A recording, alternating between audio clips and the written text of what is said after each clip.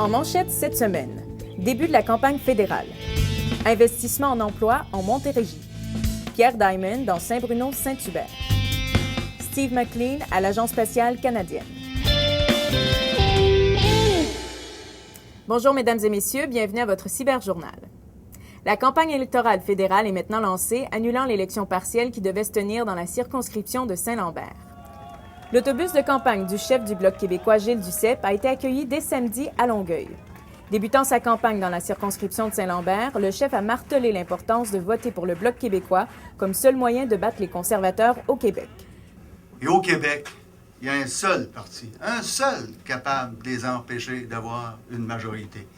Et ce parti, c'est le Bloc québécois. Oui! C'est le Bloc québécois. Au premier jour de sa campagne, le chef du Parti libéral, Stéphane Dion, a également visité la circonscription de Saint-Lambert lundi, déterminé à remporter les élections.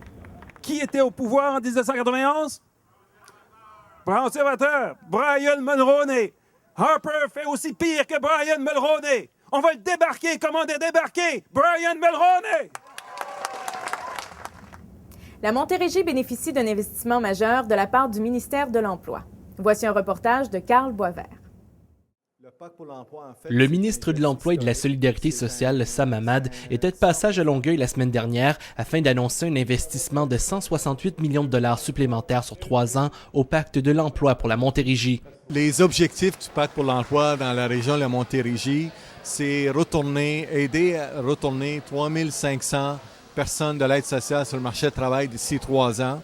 C'est servir 800 entreprises de plus les entreprises qui désirent faire la formation, améliorer leur productivité.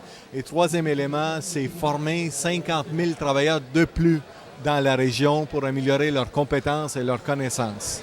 83,5 millions proviennent du gouvernement du Québec et 84,9 millions du secteur privé. Et cette somme sera investie pour améliorer la productivité des entreprises et la participation de la main-d'œuvre au marché du travail dans le cadre du programme.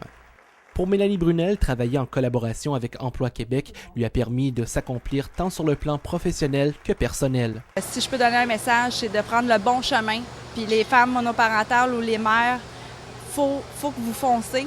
Ça sert à rien de se dénigrer. Il faut s'encourager. Puis il y a beaucoup de gens qui vont être là pour nous aider. Puis Emploi Québec, moi, ça a été mon cheminement puis mon encouragement.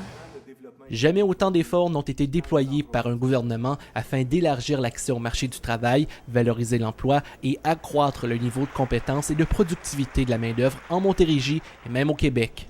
C'était un reportage de Carl Boisvert pour Média Sud à Longueuil. Le candidat libéral Pierre Diamond a présenté sa candidature aux médias dans Saint-Bruno-Saint-Hubert au lieu de Longueuil-Pierre Boucher. Il a affirmé qu'une de ses priorités est le transport en commun, notamment le train de banlieue. Concernant la reconstruction du pont Champlain, pour lequel le Parti libéral est opposé, le candidat a affirmé que le coût en serait d'une trentaine de milliards. Une chose qui est sûre et certaine, c'est que la volonté du gouvernement libéral, c'est le transport en commun. Toute avenue qui tourne autour du transport en commun et non pas mettre 34 milliards sur un pont. M. Diamond a corrigé ce propos le lendemain, précisant que le montant de la reconstruction du pont était plutôt de 3,3 milliards, une erreur s'étant glissée dans son discours.